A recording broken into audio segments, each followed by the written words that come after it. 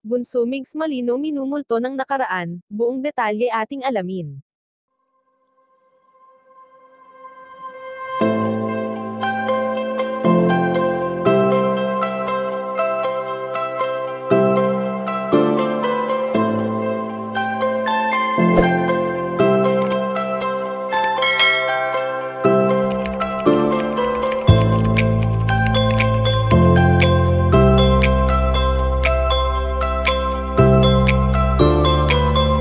Alam naman natin kung ano ang nais ni Bunso Migs Malino ngayon at ito ay purong kasiyahan lamang at labis na pagmamahalan ng bawat isa.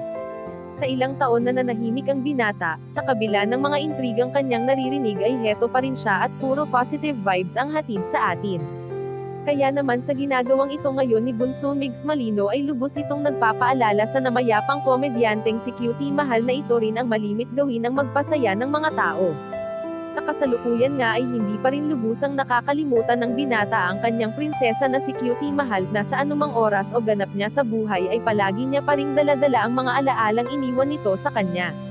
Hindi man madali para kay Bunso Migs Malino ang gumising sa umaga na wala ng Cutie Mahal na masisilayan ay nariyan naman ang kanyang buong pamilya upang siya ay pasayahin nang sa ganon ay hindi ito makaramdam ng kalungkutan.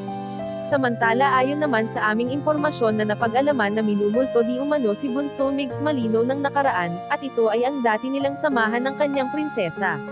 Na kahit na hindi na mauulit ay nakatatak pa rin sa kanya ang mga alaalang iniwan nito. Bagamat hindi pa rin nakakatakas sa sakit ng kahapon nang nawala ito, ay naniniwala naman ang binata na palagi pa rin siyang binabantayan ng kanyang pinakamamahal. Kayo mga kachika, anong masasabi nyo dito? Please leave the comment and don't forget to subscribe.